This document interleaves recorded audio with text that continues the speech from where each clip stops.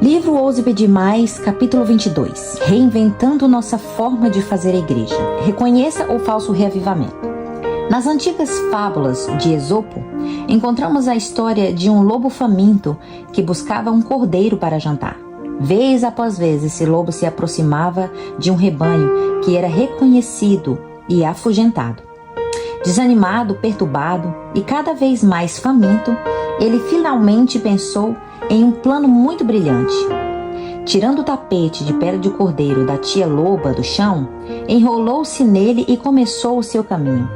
Dessa vez, o lobo se aproximou devagar do rebanho e começou a comer grama junto com aquelas ovelhas. Eca, pensou, comer grama é nojento. Mas sabia que valia a pena comer grama depois de que capturasse um saboroso cordeiro. Como o lobo estava astutamente diferenciado, as ovelhas não reconheciam o mais novo membro em seu rebanho. Quando a noite chegou, ele foi levado para o aprisco com as ovelhas, exatamente aquilo que esperava. Um dos filhotes reclamou com a sua mãe: "Aquele carneiro não cheira bem. Acho que tem alguma coisa errada." Mas a mãe disse ao cordeirinho para que ficasse calado. "Não seja rude", repreendeu ela. "Cuide da sua própria vida." O lobo sorriu consigo mesmo. Breve, muito em breve, quando o pastor fosse para casa, ele teria um cordeiro apetitoso para jantar.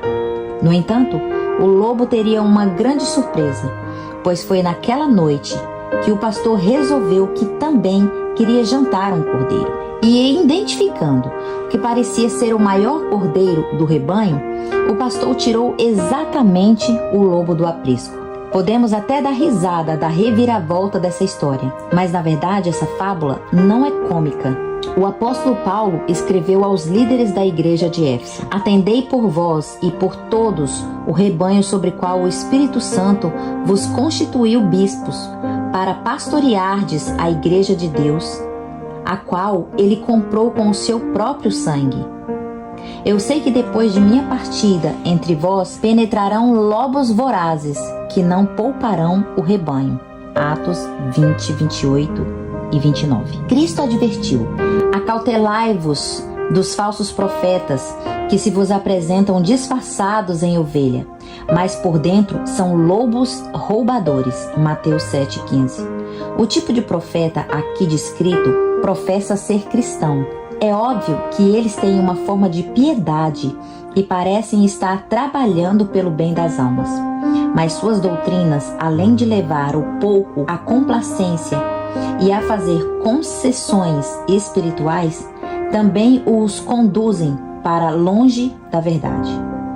Ao falar sobre esses falsos profetas em pele de cordeiro, Paulo continuou advertindo os cristãos: "Se na verdade, vindo alguém, prega outro Jesus que não temos pregado, ou se aceita o Espírito diferente que não tendes recebido, ou o Evangelho diferente dos que não tendes abraçado, tais são falsos apóstolos, obreiros, fraudulentos, transformando-se em apóstolos de Cristo." E não é de admirar, porque o próprio Satanás se transforma em anjo de luz. Não é muito, pois os seus próprios ministros se transformaram em ministros de justiça, e o fim deles será conforme as suas obras. 2 Coríntios 11, 4, 13 a 15. É importante reconhecer falsos mestres, mestres que nos dão um novo tipo de fogo e um novo tipo de evangelho. E a passagem bíblica acima nos explica. Agora analisemos mais o que está acontecendo no cristianismo atual. A igreja emergente, reinventando o nosso jeito de fazer igreja. O termo emergente significa simplesmente recém-formados ou proeminentes. Por isso é usado para um pensamento popular que hoje molda a boa parte do cristianismo moderno ou pós-moderno. A igreja emergente não é definida como uma denominação, mas representa uma filosofia que afeta todas as denominações. Não tem uma estrutura formal, nem um líder formal, mas busca reconstruir a estrutura eclesiástica de se infiltrar no coração de todos os líderes da igreja. Infelizmente, boa parte daquilo que a filosofia da igreja emergente promove vai contra o cristianismo histórico. A essência trata-se de um pensamento pós-moderno, batizado e santificado com o objetivo de alcançar massas com o Evangelho. Ele diz: achamos um jeito de fazer a igreja do passado muito obsoleto, amarrado em excesso à Bíblia e às doutrinas específicas, e por isso exclui demais outras pessoas que necessitam ouvir o Evangelho. Por isso, vamos mudar a abordagem e estilo. Necessitamos ser mais abertos e amorosos, julgando menos as práticas que não aprovamos.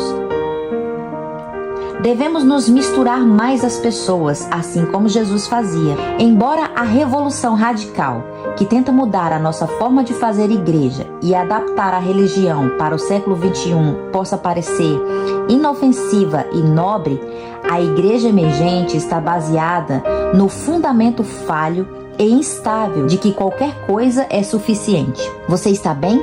Eu estou bem. Todos nós estamos bem. Então, vamos misturar tudo.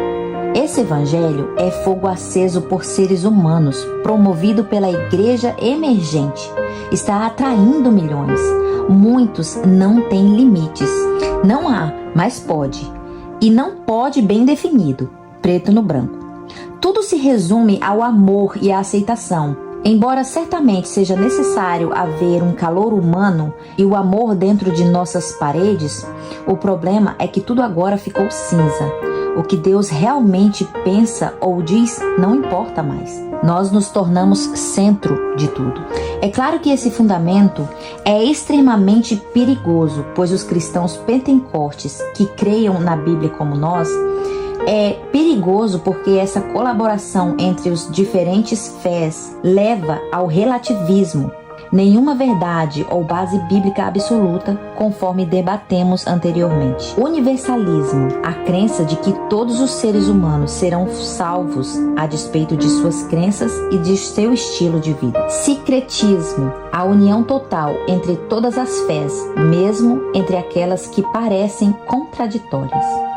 Para muitos, a beleza dessa filosofia é justamente a ausência de absolutos e verdades objetivas, uma vez que todas podem estar certos e ninguém precisa ser ofendido. Será que esse evangelho é o que a Bíblia ensina? O propósito da espada de 2 gumes da palavra de Deus, Hebreus 4:12, em vez de cortar e penetrar o nosso coração, convencendo-nos do pecado, seria, na verdade, fazer um carinho cálido e amoroso nas costas. Realmente, isso tudo é algo muito sério. Está mesmo acontecendo no mundo, mas não é algo bom. É importante entender que nesse ponto Satanás está apenas tentando atrair as pessoas para o lado escuro do conflito e do bem contra o mal, mas procurando erradicar com completo o abismo existente entre ele e Deus, entre o bem e o mal, fazendo as trevas parecerem ser luz. A igreja emergente vende o cristianismo usando métodos de marketing, uma última geração a fim de criar congregações agradáveis, interessados com o evangelho agudo, que tira a ênfase do pecado e do arrependimento e promove abordagens sensuais para uma adoração falsificada. Na verdade, porém, a única coisa que tem a oferecer é o mesmo antigo veneno de Satanás embalado em frascos novos. É assim mesmo que queremos fazer uma igreja? Em suma, há 4 coisas que devem nos preocupar em maneira especial como o movimento da igreja emergente. Pense em como o pastor adventista sintetizou esses perigos. Embora o tempo e as culturas possam mudar, a palavra de Deus não muda. Sua verdade nunca muda. Ela nunca se altera de uma geração para outra. A igreja emergente prefere hoje a ideia de que a verdade é relativa e se altera assim como a evolução. Por isso, a verdade bíblica necessita ser adaptada a fim de se encaixar em nossas culturas, de acordo com a nossa percepção da mesma. Que blasfêmia! Não é assim que a verdade funciona. Ela nunca funcionou assim. Não Não somos uma geração especial que pode pegar a palavra de Deus e reduzi-las ao nível da cultura.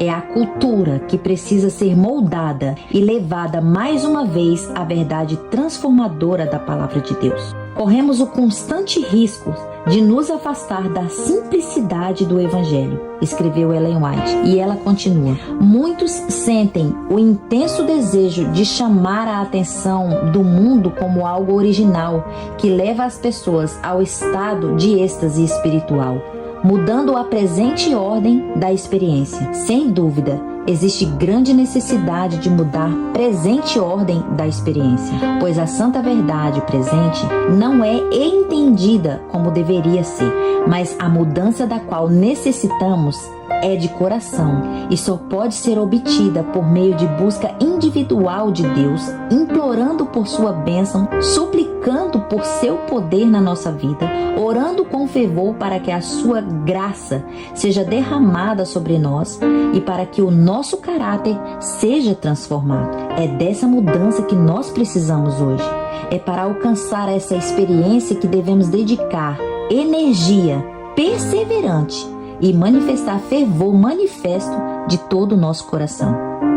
Há tempo demais, os adventistas têm sido especialistas em teologia e doutrina bíblica, sem desenvolver uma caminhada pessoal íntima e diária com Cristo. Precisamos de uma mudança no coração.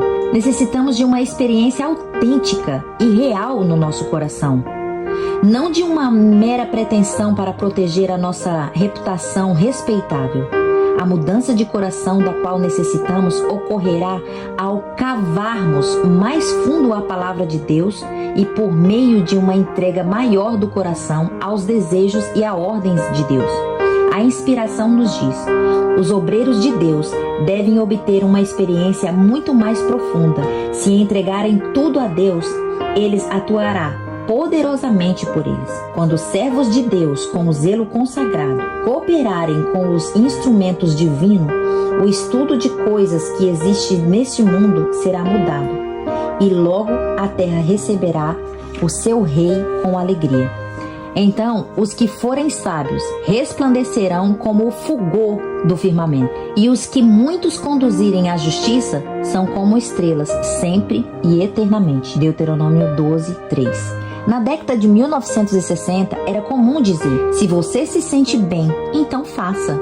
Hoje, a mensagem popular é: se você se sente bem, então deve estar certo. Em todos os lugares para onde nos voltamos, ouvimos: siga o seu coração, faça o que lhe parecer ser certo. No entanto, a palavra de Deus nos diz: o que confia no seu próprio coração é insensato. Provérbios 28, 26. Quando permitimos que o nosso coração e as nossas emoções nos conduzam, nos tornamos subservientes aos sentimentos em lugar de submeter aos fatos da palavra de Deus.